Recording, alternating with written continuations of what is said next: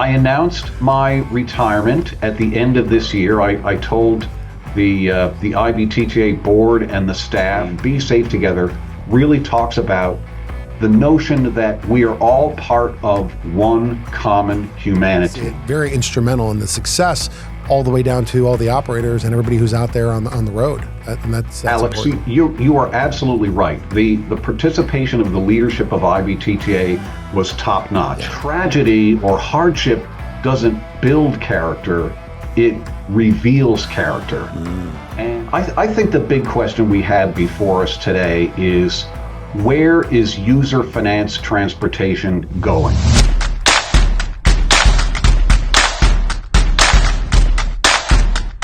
Hello, everyone, and welcome to today's episode of Toll Talk. I'm one of your hosts, Kalie Jakovics, and with me I have... I'm Alex Ficari. Alex Ficari, our CEO and founder of Mojo. And today we have a very special guest. Very special Very, guest. yes. Yeah, there you go. Which is Pat Jones, the Executive Director and CEO of IBTTA. Pat, welcome, and thank you for joining us for a second time.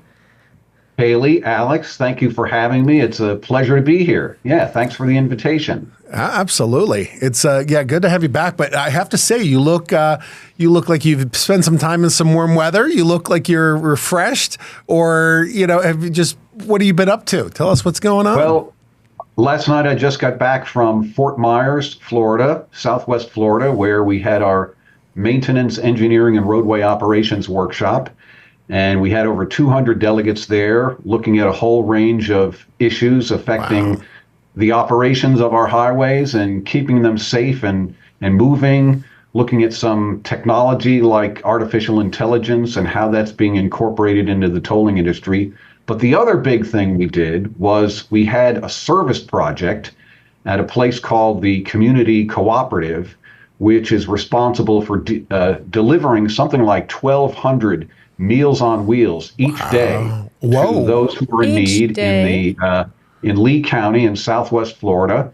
And we spent a day working at their center, moving things from one end of the building to another in a human chain. We were helping them develop their garden beds. We were erecting a shed. We were putting together shelf shelf-ready food for people in need, and also emergency packs. Maybe you've seen those wind-up radios or flashlights or what have you. When a hurricane hits and you lose power, there's that kind of stuff that's delivered to people. So we spent half a day there getting some sun, sweating, drinking lots of fluids, and doing something good for the community. Oh, good. Pat, I used to live in Florida for a very long period of time, and I can say that those emergency readiness kits, are really, really helpful. And more so, I've heard a lot about this cause and this, effort you guys make it for in that area. And I have to say, we had a colleague we were talking to the other day, and everybody has needs, but I think also some of the elderly and people who need to have that extra service. We live in a time right now where you have people with such great experiences in history don't always get the attention or have the resources available to them. So I think it's really rewarding that, and I think we're going to make a commitment right here. We will be there next year to contribute as well, because we really do. We love our vets, because I'm a vet, but we also do love working with and helping the people who have been in this scenario, have lived their lives, and they deserve some support from the generations they helped build. Absolutely. The service projects are always the best. Yeah. I did the one in Atlanta, and I always look forward to contributing at any of the IBTTA events. So. Yeah. Well, I'm happy to report that next year's Maintenance, Engineering, and Roadway Operations Workshop will take place in Detroit from July 26th through 29. So mark your calendar. We hope to see you there. Okay. Yeah, absolutely. Right. Absolutely. So I think, now that you've been back, obviously you just got back from Fort Myers, what else have you been up to? There's been a lot going on. Well, I announced my retirement at the end of this year. I told the IBTTA board and the staff in early July, and I made an announcement on LinkedIn. So yes, December 31st is my planned last day, and I plan to be fully engaged in the business. Like I've been telling everybody, this is like a race, and I'm going to hit the tape. There you go. Yes. My chest forward, and I'm digging in here to continue all the great work that we've done here at IBTTA. The other big news is that I am a new grandfather. Congratulations. I'm a grandpa, and my daughter Maria and her husband Adam had a boy whose name is Bennett Corbin. Oh, very nice. cute. They're calling him Benny. And so that's going to be a lot of fun. I haven't met him yet, but I'm going to meet him for the first time on Friday. So Wow. looking forward to Okay. it. Congratulations. Yeah, That's lots of- awesome. Thank you. Lots Thank of you things very to much. be happy about. Yeah, That's for sure. Bennett's a strong name. I love that name. And Yeah. that's yeah. great. Yeah, everybody I've talked to loves the name. Yeah. But Bennett's solid. I like that. That's great. Yeah, so you're well. Congrats on the retirement. It's Absolutely. super exciting. Thank I you. know everyone is sad that you're not going to be around. I'm sure you'll be around. Yeah. But once you actually retire, I hope we'll see you again. But what are some of the things that you have planned, kind of finishing out your year? Well, we have two more meetings this year, two big meetings. We have our Global Tolling Summit in Seville, Spain, in September. And of course, we have the IBTTA annual meeting in Cleveland in October. And those are both, fabulous meetings. We've got great programs. I think people are really going to enjoy participating in those two meetings. And then, of course, we have wrapping up or continuing our global road safety campaign. Yes. I'm really very proud of that. This was the inspiration of our president, Bill Halkias, who hails from Athens, Greece, and also Karpathos. Karpathos is a little island off the coast of Greece where Bill and his family like to go on weekends and celebrate holidays, etc. So, yeah, we started the Global Road Safety Campaign earlier this year, and it was punctuated by a Global Road Safety Week, which was the last week in June. And more than 80 IBTTA members and other organizations, partners participated. It was primarily a communications campaign, sending a message internally to our own people within the industry, but also to the customers of our toll operator members, that it's important to use empathy and respect out there on the highway. That we want people to keep in mind that even though you're surrounded by 2,000 pounds of metal in your car and you feel like you're isolated and you're alone out there, you really aren't. No. That every decision you make behind the wheel affects the safety of everybody else on the highway. And so we're really trying to drive home the message of empathy and respect and getting people to think about the small decisions they make that affect safety and really driving home the message that the little things add up.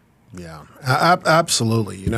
And that was going to be one of my big questions I was most curious about. So Bill had his vision and, the IBTT team and staff got together and started executing it. So my question for you is, was the original vision, is it playing out exactly as you had foreseen it, or have you had some nice surprises? And, how's it turning out for you? I mean, it seems fantastic from our vantage point, but I'm very curious from your side.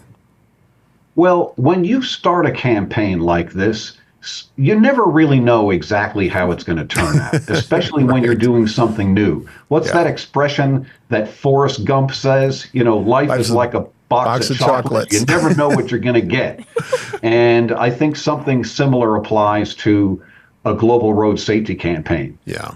One of the smartest things we did was we hired a communications and government relations firm called Invariant that's based here in Washington, D.C., to help us conceptualize this campaign and help us think about what are the messages? What is it that we're trying to achieve? And they led us through some exercises that got us to the name of Be Safe Together. And the moniker, or the name of the campaign, Be Safe Together, really talks about the notion that we are all part of one common humanity. Yes. We often in our society, we see the divisions that happen in politics or in other avenues of society. Right. And this was an effort to say, look, we are all part of one common humanity here. And we want to express that when we're out there on the highway, that we have the ability to help one another and to care for one another. The simple things like using your turn signal to let people know that you're entering the lane, or when somebody's merging, let them come in, give them that acknowledgement, that visual cue that says, hey, you're part of this road too. I want you to have a safe drive. And when you're in work zones, you're driving past work zones, slow down, because the people there who are in the work zones are there for a reason. Yeah. And the reason is they're trying to make your travel experience better. So it's all about the little things adding up and being safe together. Yeah. I was going to ask, I know that you talked about the involvement with the campaign, but is there, are you measuring any type of, shares, impressions, views, anything along those lines? Like, how are you measuring success of this? Yes, very good question. Well, we have measured impressions that we've gotten on LinkedIn and X, formerly Twitter. Most of our posts were on LinkedIn, and I think we got over 80,000 responses, either likes or some type of reaction to those responses. That's great. And we got, I think, between 15 and 20 significant stories, news stories, media hits out of the campaign, and our goal was to have 10. So we exceeded our goals there. Of course, in the future, we're going to want to establish some type of metrics so we can see the actual results, the fruit of our labors in actually improving safety on the highways. So that's going to be the future. I think in 2025 and beyond, we'll continue to do the Global Road Safety Campaign and start to look for ways to measure the real impact in terms of reducing crashes and saving lives. But, let me just say this real quick. One thing that I think was phenomenal and very evident in the result of the amount of shares and the exposure that it had is that oftentimes, campaigns, the success is on the participation of all those supporters, right? People who share that vision. And I have to say, whether it be for Zahn or agencies internationally that I saw, the participation from leadership in the organizations was very high. Like I thought that was a great benchmark of success, if you will, KPI that I thought was very notable. So I think that was probably, I would imagine, just as we see it, very instrumental in the success all the way down to all the operators and everybody who's out there on the road. And that's Alex, important. you are absolutely right. The participation of the leadership of IBTTA was top notch. Yeah. And of course, this campaign started with our board of directors. Early in the year, we decided we needed to make a spend some money on bringing in a public communications, strategic communications firm to help us. Right. And so I had one-on-one meetings with every member of the board of directors, and they came together and decided, yes, we're going to amend the budget so that we can spend a little bit of money on this. And so they put their money where their mouth is, Fantastic. right? And they also put their energy out there into communicating messages of this campaign. We also had some wonderful global partners. PIARC, the World Road Association, ASICAP, the European Association of Toll Motorway Concessionaires, Project Edward, which stands for Every Day Without a Road Death, and IRF, Geneva, were our really big participants. We also had organizations like ASHTO sign on and give testimonials. Mothers Against Drunk Driving I saw that. was one That was of a our great partners. one.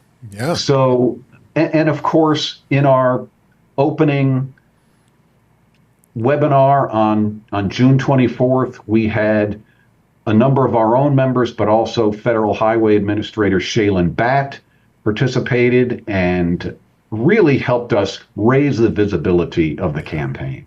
Fantastic. Yeah. You guys have already made such an impact, and I'm excited to see it continue year after year. I want to kind of shift the conversation, really to talk about, your reflections on your career. I know you've been involved with IBTTA for a while. I'd love to learn, how long, when did you become CEO? Well, I've been at IBTTA almost 23 years. I started in January of 2002, and I'm what you would call an association guy. I've spent all of my professional life working in associations. My first job in association management was with the American Public Transit Association. They now call themselves Public Transportation Association, and that was back in the early 1980s. And they represent transit systems and the suppliers to the transit industry all over the U.S., all over North America. I also worked for the American Trucking Associations that represents big and small trucking companies all over North America. I spent a couple of years working for the Health Insurance Association of America, a little deviation from my transportation path. And then I was recruited to apply for the CEO job at IBTTA back in 2001. And fortunately, I got the job. And it really has been one of the most rewarding parts of my career. I think of tolling and transportation, road usage charging, pricing as fundamental to our transportation system and helping our transportation system operate efficiently and sustainably. And I would say I can't think of a more rewarding way to spend my career than to be engaged with the people of our industry, who, whether they are in finance or engineering, maintenance, operations, everybody in this industry really cares about the impact that they leave, but also about helping their colleagues. Most people, when they think about IBTTA, they think, oh, I've been to an IBTTA meeting, I've been to the finance summit, or I've been to the technology summit. And they go there to learn, but just as much they go there to network and meet their friends, meet new people, meet potential clients. There's a spirit and an attitude within the members of IBTTA. They are so willing to give of their own time and energy and expertise. And that's one of the things I love most about IBTTA. Go ahead. Okay, I was just going to say, and that I have to dote on you a little bit there to say that really is a net result of that leadership that you have provided. Even in the 5 years that we I call it 5 years because I don't know if it's 4.5 or 5.5, but the time that we've been there, okay, and then hearing the anecdotal stories from whether it be WIT or young professionals and just the other colleagues that we have met. The changes over the years that they have seen, people have been, for example, Rachel Bell, right? Been here forever, right? And she has all that experience and insight and, hearing it over and over and over again. Obviously it takes a team, takes a village, right, to make this all come together. But I think it also takes a great leader to also say, well, yes, I hear you. Let's do this and execute it.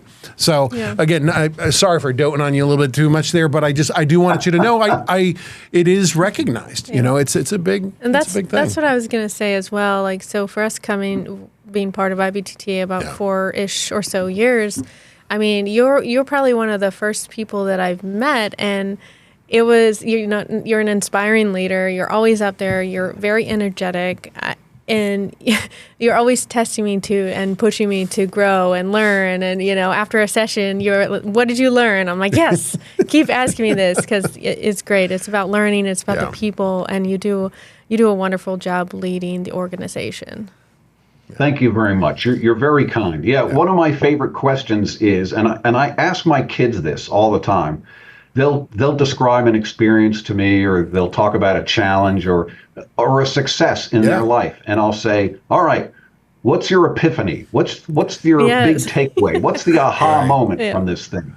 And I think it helps people to sort of crystallize in their own mind. What is it? What was the big thing that I got out of this meeting, this encounter, this experience, this hardship, whatever it was? There's always some learning there.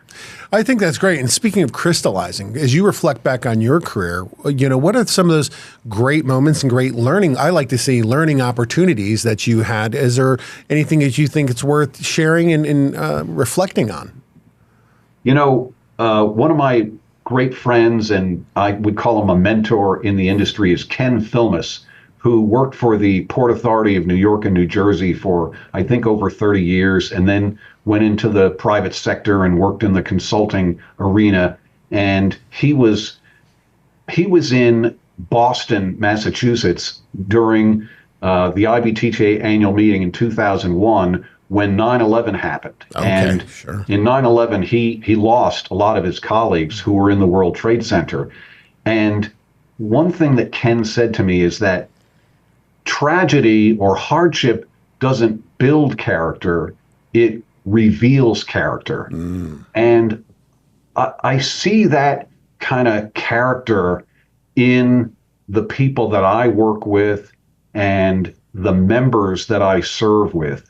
There's a tremendous amount of character. And I would say one of the biggest challenges we confronted in IBTTA was when COVID hit in early 2020.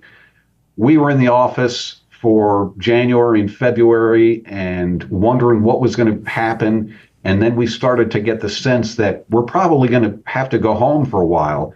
And we got together the staff on one of those, I think it was March 11th. We went home on March 13th, but on March 11th, we got the staff together and did a little brainstorming and asked the fundamental question, what's the most important thing we can do for our members right now?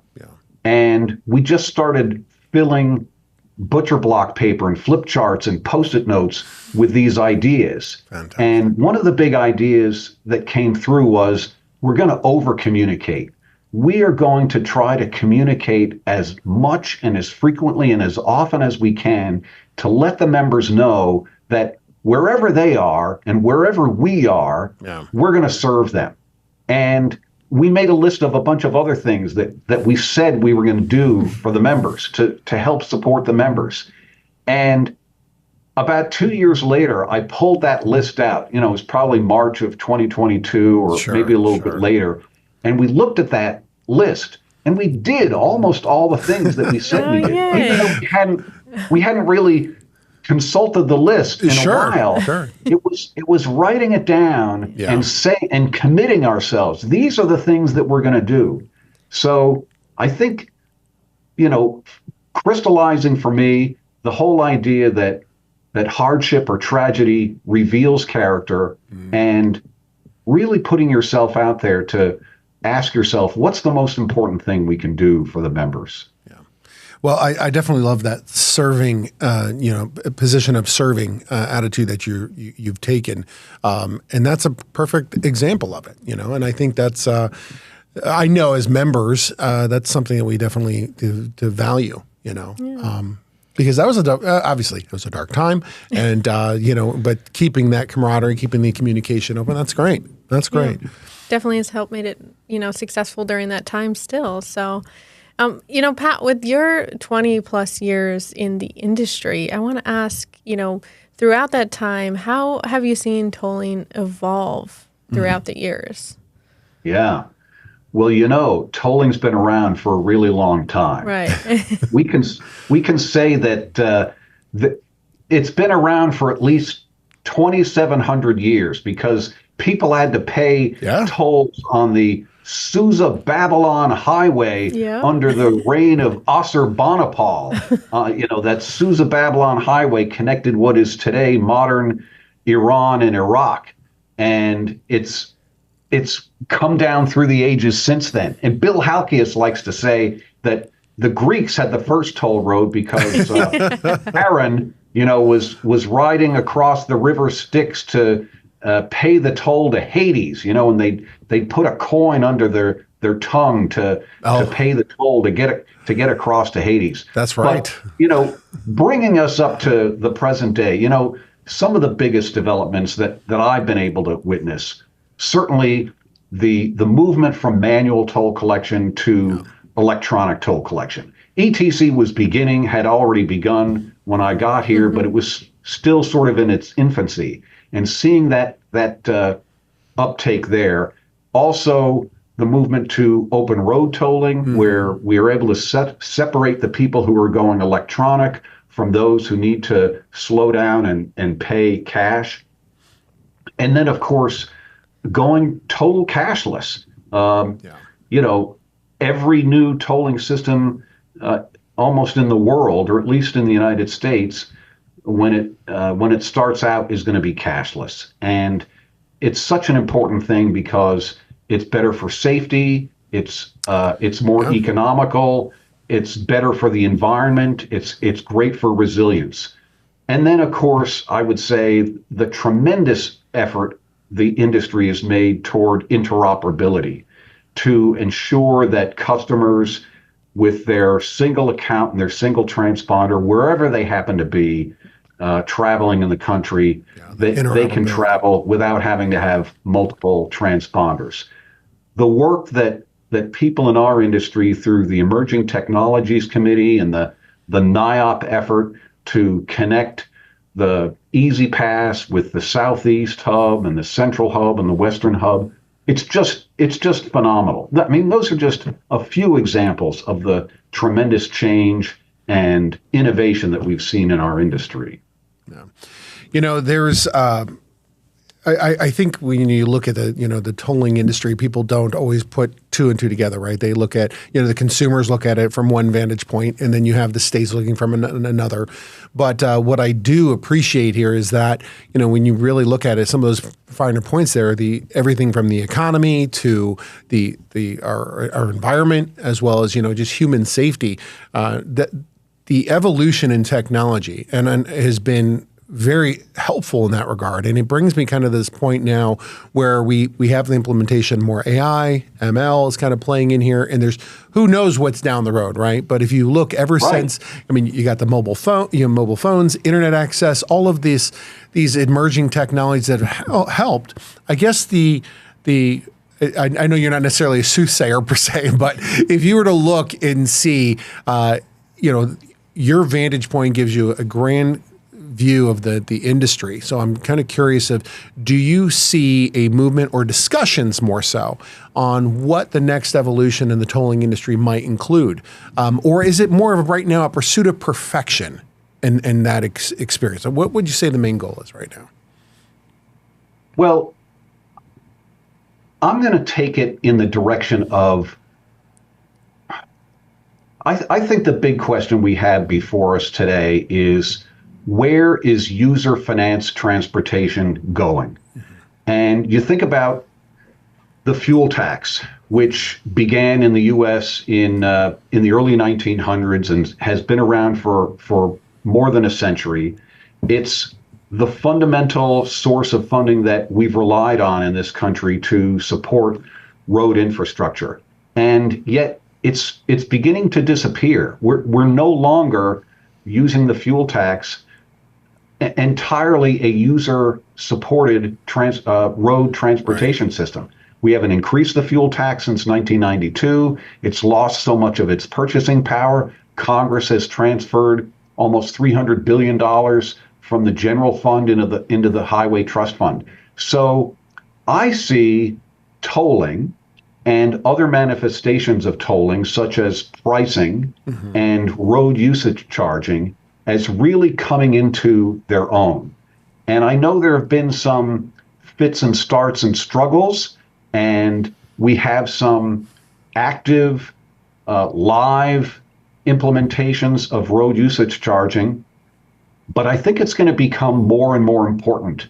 Both tolling, pricing, and road usage charging operating in tandem are going to take us into the future, because the fuel tax is not sustainable. We're going to see this movement of the vehicle fleet away from internal combustion engines toward electric, which also is a big challenge. So I see a bright promise for tolling, pricing, and road usage charging in the future. Yeah, that's phenomenal. And you know what I think I'm also encouraged by?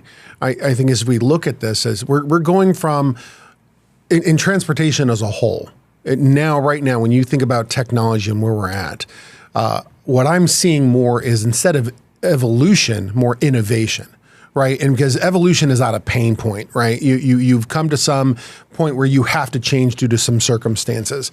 But I think innovation is the purposeful action to say, okay, we're going to make a change, and we're going to use different resources and technology to make that. And I think, to kind of piggyback off of what you said, I think that's the opportunity, right? And when you're bringing up these topics of finance and the taxes, that's great. Like, that is it starting to manifest. So that's fantastic.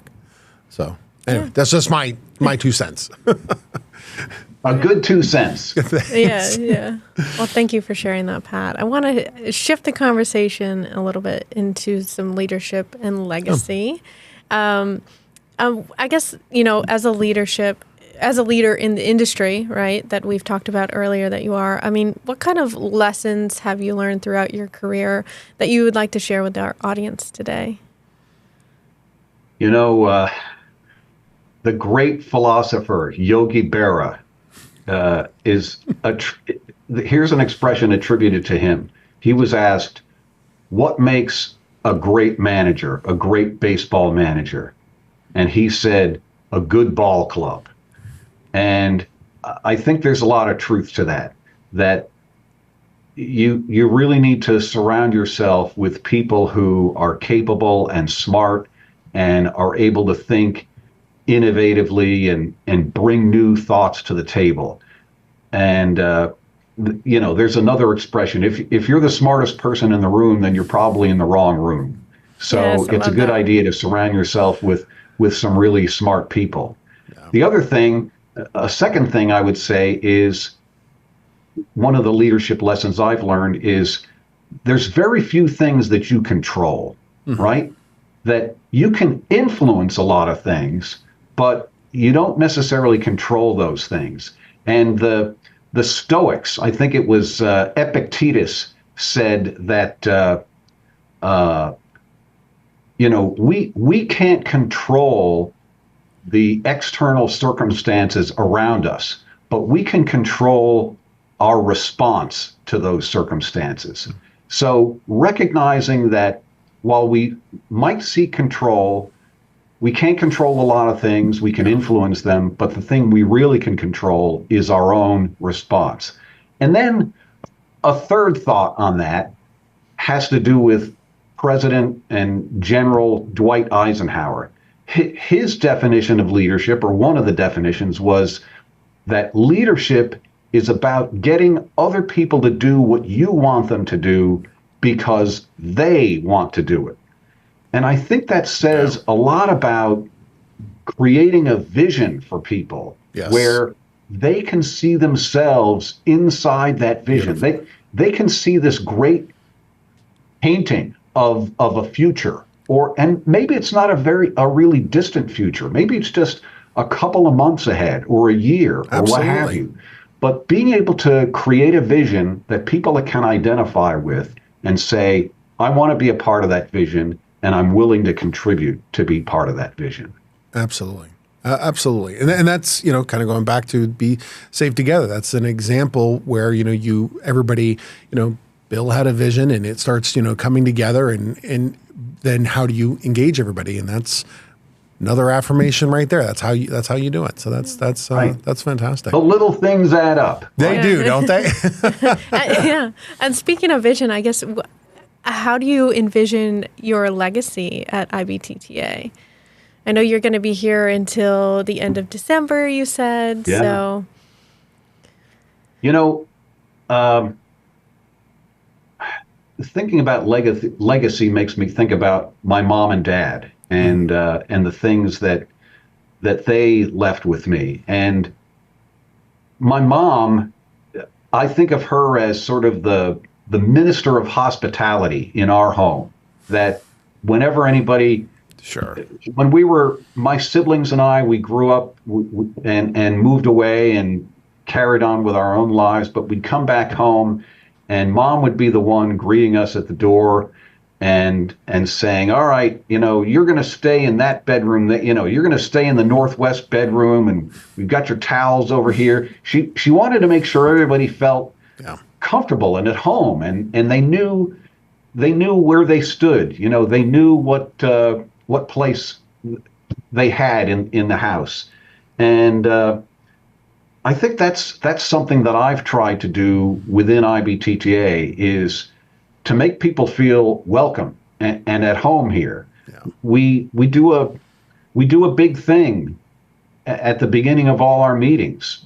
We thank everybody, and then one of the last groups we thank are the first-time attendees, and we ask them to stand up so that all the veterans can see them, and the veterans can reach out to them and not just to say hello, but to spend 10 minutes with them, to maybe have a favorite beverage or a meal, and really get to know the first-time attendees. Because once they come once, they're likely to keep coming. Absolutely. So I think the legacy of hospitality and making people feel welcome in this industry that already is filled with hospitality, and people have that willingness to share their experiences, their hardships, and their successes. Well, it brings, what you say there brings a couple things to mind. And, especially in this industry, but I think in life, the things that matter are the relationships that we create. Right. And at the end of the day, I also live by a quote. I've probably said it to you. I know I've said it to Kalie, but Maya Angelou once wrote, people will never remember what you said. They'll never remember what you did, but they'll always remember how you made them feel. Right. And that's the type of, as you say that's what comes to mind. Right. Because I do remember all the fond memories, all the fond experiences that I have. And when I choose to spend my time with an organization or people, it's because of that residual, cumulative effect that those events or venues or groups have had on me. So that's great. That's great. Yeah, and I think the legacy that you're talking about too, with that hospitality, that welcoming mentality, being part of them, I think that's probably also why I got involved with the membership committee, is because now when I do, I always make it, just because when I was a new attendee, I remember people coming up to me and, there's an event here, there's the session here, make sure you go to that. And I make sure that I do that as well, because it really makes a world of difference. So applaud you for that. Absolutely. Yeah. We've got just a couple minutes left. Yeah. I know that we would love to have you on again, because we can keep talking to you forever and ever and ever. Yeah. I feel like there's so much that you could share with our audience. But is there anything else that you want to share with our viewers today that we may have missed? Yeah. Well, first of all, I want to say thanks to you, Alex and Kalie, for inviting me to be a part of this. You guys make it really easy to sort of speak and reveal what's on my heart. And thank you for all the great work that you're doing within IBTTA to make people feel welcome, to create the after party atmosphere where people can let their hair down and do a little singing and a little dancing. And the other thing I would say is thanks to the entire membership of IBTTA, the people who make up this membership, from one of the first people I met, George Salachi, who I served with for the better part of my tenure here, to the newest person. It's just been fabulous to serve and work and think and play alongside all these individuals who are so giving of themselves to the industry and to their colleagues. So I would simply say a big thank you to all the members of IBTTA for your friendship, your leadership, and your support. Fantastic. Well, thank you again. Thank you so much for joining us. It's a pleasure to have you, Yes. and we wish you the best. Yeah. And, it's great to have your expertise, all of your industry knowledge as well. So it's been a pleasure. It's been great to be here. Thanks for having me. Absolutely. And we'll see you in both Spain as well as Cleveland. So we'll be out there with you. Sounds good. Great deal. All right. Thank you so much. And everybody watching, thank you for, sharing this opportunity with we had with Pat here, and we hope you enjoyed this episode, and there are more to come. Pat, thank you for everything. It was great having you.